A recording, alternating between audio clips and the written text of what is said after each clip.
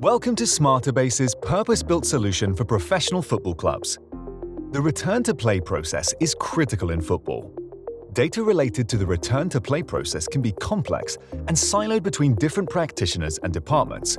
Understanding where a player is in their rehab process, how they currently compare to pre-injury values, and how they're being treated are all vital elements of a successful return-to-play process.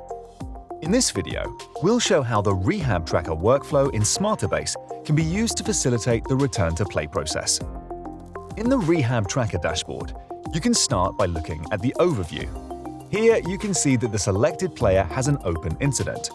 A physio or doctor recorded a hamstring strain that occurred on the 28th of August. You can click on this tile to see more details about the injury and click through to see the complete injury record. On the timeline, you can see when the status changed for this player and a running count of days post-injury. Once a player has been treated and diagnosed as required, the first step in the return-to-play process is often to set the phases and milestones. You can see the progressive stages of rehab, along with corresponding milestones such as return to gym, return to pitch, return to training, and return to play. You can configure these phases and milestones to match your own protocols. This workflow is set up to be as efficient as possible to save you time, so we've included shortcuts to the forms you need above the dashboard. For example, we can add a new phase for this player from here.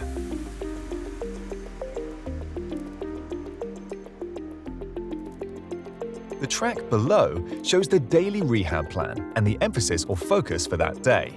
This allows practitioners to record the plan for the day, the exercises, treatment or training that will be done, if it was completed or not, and if there were any issues.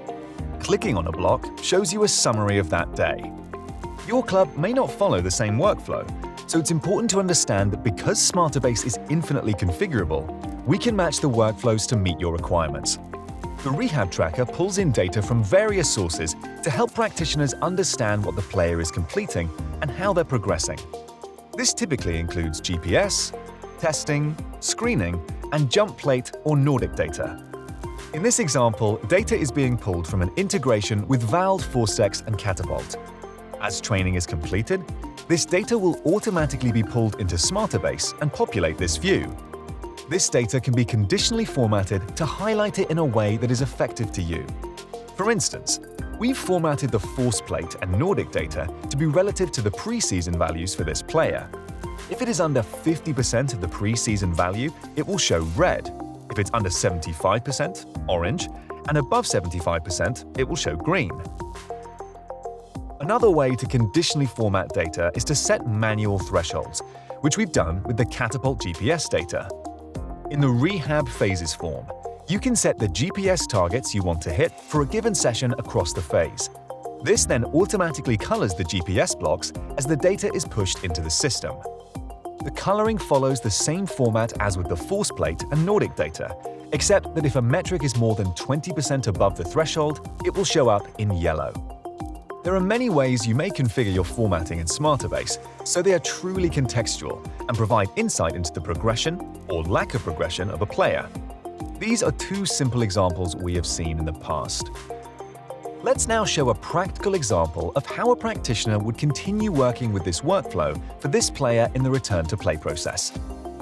We can see that the player has now completed stage 4 of rehab and has transitioned back to training with the team.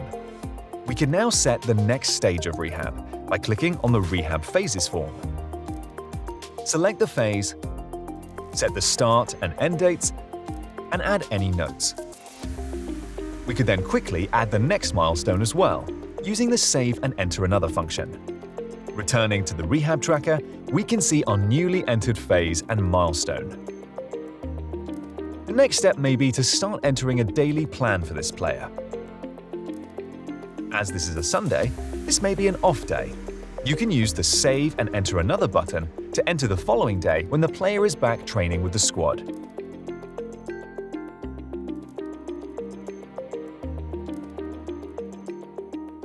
You can use handy tools like templates to increase the speed of entry so practitioners can spend more time with their players and less time entering data. Saving this daily rehab plan, you can see those 2 sessions have been added. Once the player has completed training on that day, a practitioner can add notes to this record, letting you know how the player got on. To get a more in-depth look at the data coming in about a player, you can click on this canvas to see how they're progressing relative to a given threshold or normative value.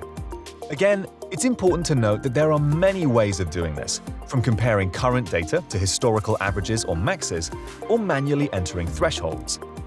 Here you can see how a player's GPS data compares to average match values, and how their force plate and Nordic data compares to their pre-season best values. At the bottom of this canvas is a weekly view of a player's daily plan, so you can quickly see what they've been doing and how it's been completed. That wraps this video looking at how Smartabase is helping football clubs support their return-to-play process. For more information and examples of how Smartabase has helped professional football clubs, visit smartabase.com.